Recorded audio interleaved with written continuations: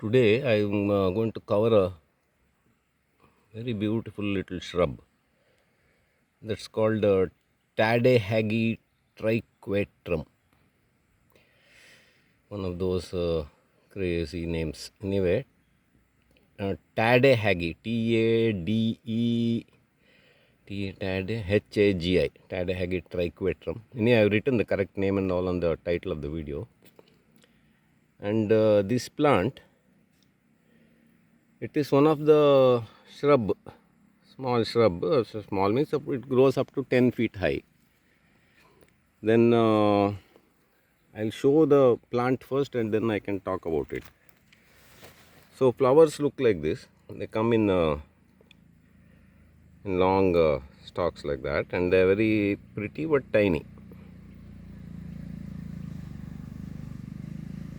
Tiny little flowers, you can see judge from the thing, but it looks nice in a grown up plant. This one is not grown up, it's a young plant. So it looks like that. Then the leaves have a characteristic shape. This it has two parts. So this is the giveaway, and then the typical leaf shape is like this.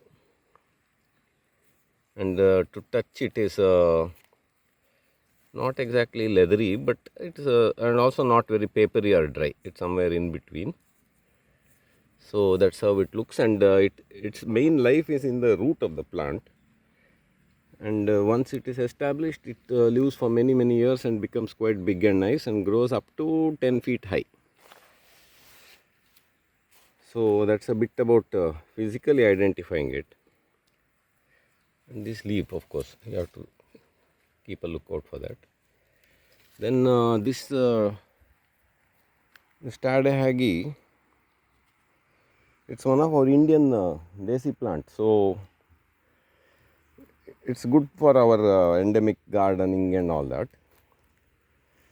Then it is widely occurring in Asia, in tropical Asia, India to South China, all over. And it is also a herbal and culinary herb.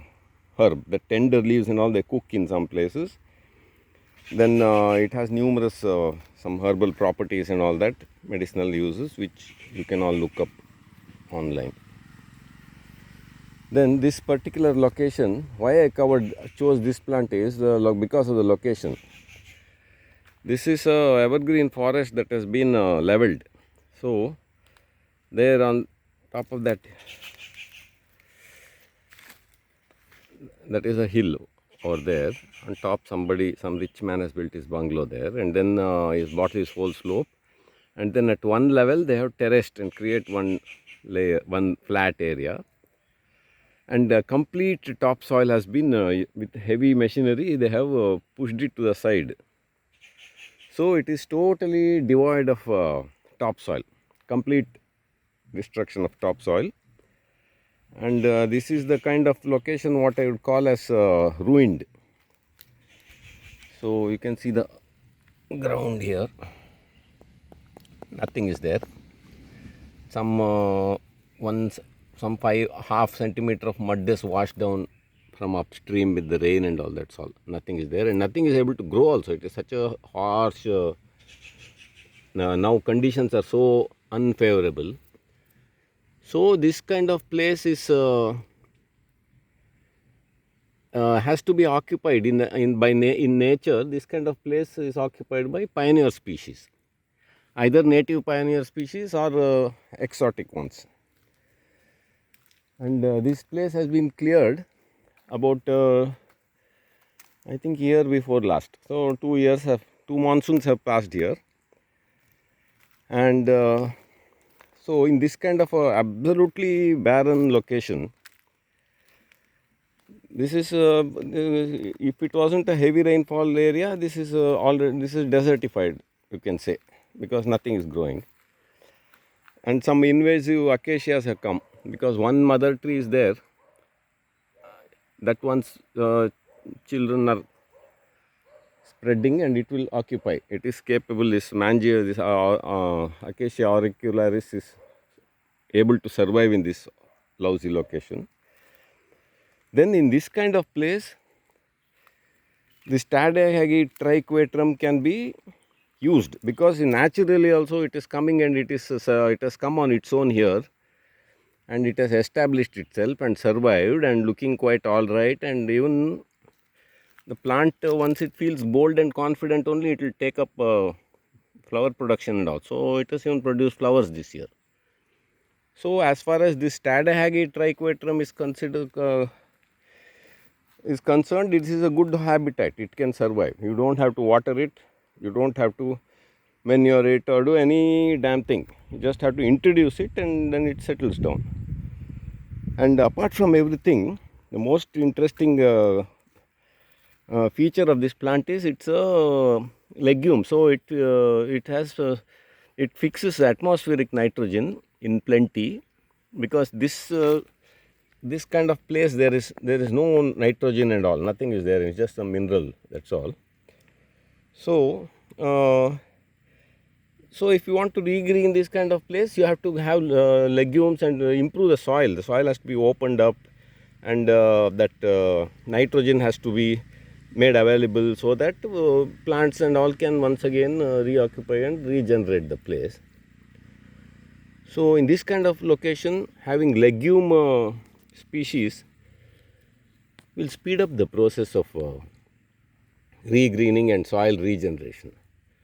So this triquetrum is a excellent plant, and also it is able to tolerate wide variety of conditions and situations. Now this place is open to the sun, and it is sunny almost all day long. So still it has survived. But ideally it likes a little shade, like roadside and stream sides. It likes, its favorite habitat is moist, semi-shaded area, but it can survive even in a full sun. And then in the most hopeless of soils, it can manage quite well. So this triquetrum, this Tadahagi triquetrum, it's a good plant when people are trying to regreen these ruined places like this kind. You want to hasten up the regreening process, you can introduce this plant. And then it is also spreading quite nicely by itself. It produces lot of seeds that I'll show in another video. And those seeds, they can be used to propagate it, or you can put 1 or 2 live plants and then it will start spreading on its own. So it's a herb, then it's a culinary item also, then it's our native plant, and then it supports some bees and butterflies and all. Then it is a legume. It is hardy, it can withstand wide variation in soil and all that. So it is one of the top plant. I will give it A+. Now if you see in this place, the naturally occurring pioneers, one is this one of this I think it's a sedge or a grass. This one I can see it has come beautifully on its own, and it has started the process of healing the earth.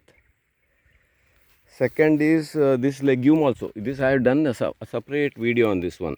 It is that Cajanus group, Cajanus scaraboides. This also seeds can be propagated. It's a good legume, hardy, and all kind of wonderful properties needed for a pioneer species and native species it has. So this one is occurring on its own. Then this sedge, that species, I don't know. And then our Tadahagi triquetrum, also it has started occupying, and Mimosa pudica.